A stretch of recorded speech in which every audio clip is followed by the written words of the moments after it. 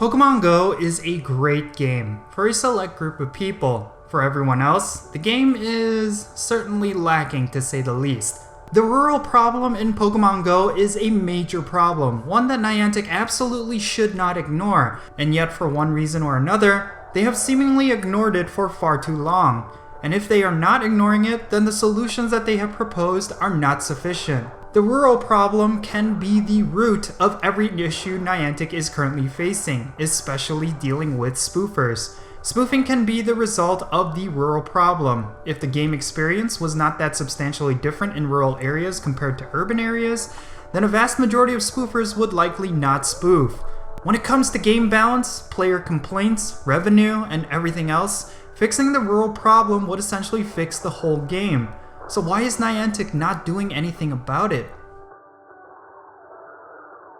Yo, what's happening everyone? It's me, it's Count, here with an all-new Pokemon Go video. Today I'm going to be talking about the rural problem in Pokemon Go. I think this is something that needs to be discussed, and it's something that I've been wanting to talk about for a long time. I'm going to be talking about what the actual problem is, what Niantic could do to fix it, and I really hope that this generates a discussion because for a long time it seems like rural players were getting the short end of the stick, and I really want to see that fixed. So if you end up enjoying this video, make sure you hit that thumbs up button, subscribe if it's your first time here, and without further ado, let's get right into it.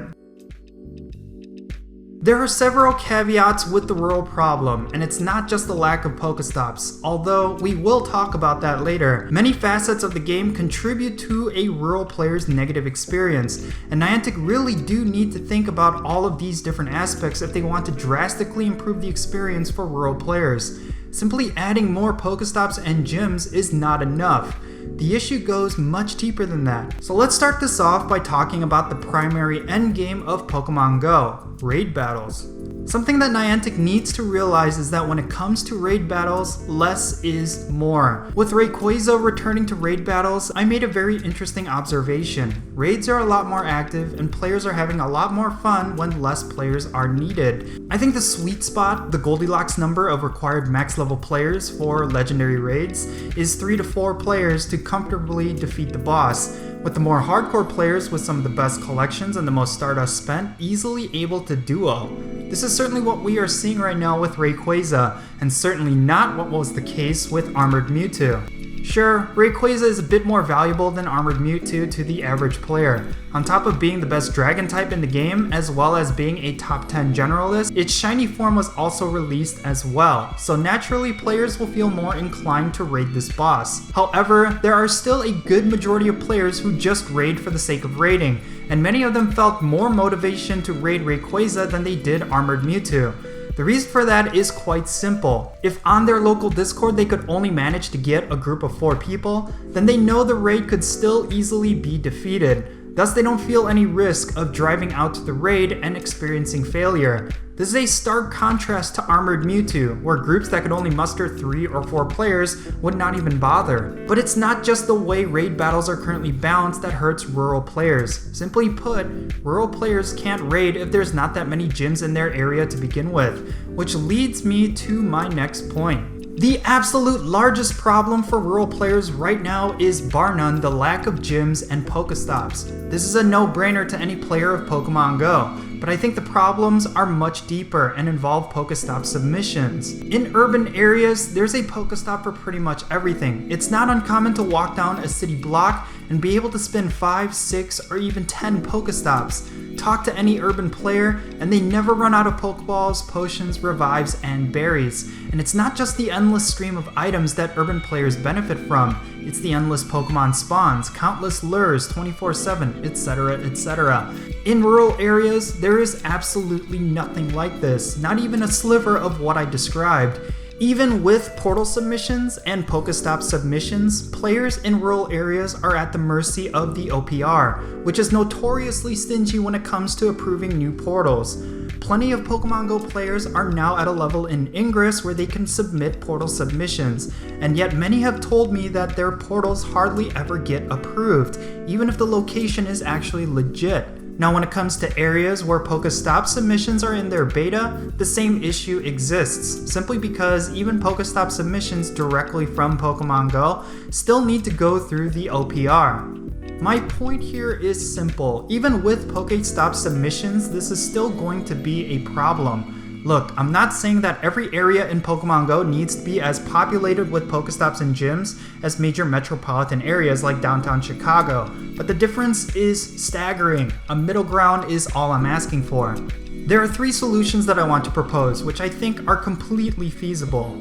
For one, release Pokestop submissions worldwide and ease up on the OPR. What I would love to see is allowing more submissions to be approved than not. I think Niantic and the Ingress community really needs to establish a culture of high approvals rather than stinginess. Something that I see quite often from the OPR are players who quite often feel obligated to deny submissions. I could be wrong here, but this is the impression that I got from it. For whatever reason, the point of interest has to be something specific or extra special, which, yes, I can agree that just having Pokestops and portals for random rocks and trees would be a little bit much, but there doesn't need to be that much relevance in order for it to be a point of interest. But if Niantic were to decrease the criteria for what's considered a point of interest, I do think it could vastly improve the game. Sure, a random rock on the side of the road should not be a Pokestop, but a small bench donated by a sponsor at a local park should be. Baseball fields, even swimming pools, like these are some areas that could definitely be Pokestops, mainly because these are areas that players definitely gather.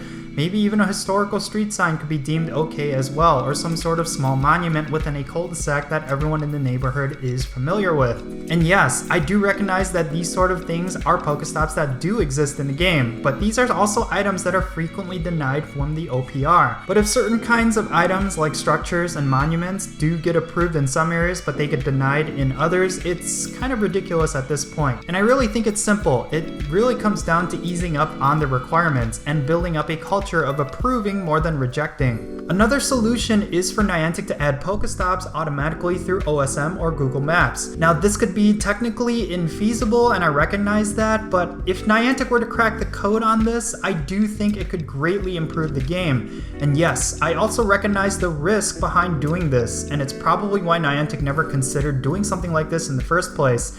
Considering that both OSM and Google Maps rely on user input, having a system like this means anyone could exploit it and create Pokestops and gyms that shouldn't be there. But by having checks and balances to coincide with it, I do think it could theoretically work. It wouldn't hurt to try, considering how dire the problem actually is. And finally, this is probably the easiest solution. Do what you did in Harry Potter Wizards Unite for Pokemon GO. Continuously update the OSM data into Pokemon GO and make sure all the points of interests are up to date. Now I've made a video going in depth about this, but to put it simply, Niantic has already employed a lot of solutions to the role problem within Harry Potter Wizards Unite, and they are very easily something that could be brought into Pokemon GO. One example is the different types of inns in Harry Potter Wizards Unite that provide more resources depending on what location it is in. Something like this could vastly improve Pokemon GO. If a Pokestop is located in an area that doesn't have another Pokestop or gym nearby, then let it provide more items. This would essentially balance it out for rural players. You could possibly do the same for raid battles. If the raid occurs at a gym that is isolated and far from other Pokestops, you could give each player in the raid lobby an added damage buff, since less players will be available to raid it. While adding more Pokestops and rebalancing raid battles would certainly help rural players, I think the best solution to Pokemon GO's rural problem would simply be for Niantic to put themselves in the rural players' shoes. By showing a lot of empathy to rural players, they could essentially do a lot of different fixes that they know will be balanced and they know will be right. Now, I could be completely wrong here, but I just seem to imagine that the development team at Niantic only has the lens of urban areas, considering that the studio is located in San Francisco. Very rarely do you hear anyone from Niantic just talking about their experiences in rural areas. I really feel like for anyone who works at Niantic, most of them only know the urban experience, so naturally they will not understand the problems that rural players have. And again, I could be completely wrong here, but this is the impression that I get from just simply looking at how Niantic talks. I really honestly hope that Niantic comes up with some kind of solution. Now that the game is essentially featured complete. There really isn't too many big game modes that they still need to add. There is a lot of room now for them to come up with solutions for raid battles and rural gameplay. I really hope this is something that is addressed in the coming years, and I really hope for rural players they get to experience the game in a much more positive way, just like how people in urban areas and high populated areas are able to experience. It's really about time that Niantic fixes the rural problem. So there you have it, everyone. Let me know your thoughts in the comment section below. What you think about the rural gameplay aspect of Pokemon Go? What do you think could be done to have it fixed? I would love to know your thoughts. And Niantic, if you happen to be watching this, I really hope you take some of my suggestions to heart. I really think the rural gameplay needs some work, and people who play in rural areas definitely need some love. So yeah, if you ended up enjoying this video, make sure you hit that thumbs up button, subscribe if it's your first time here. And yeah, I'm Count Jinsula, and I'll catch you all later.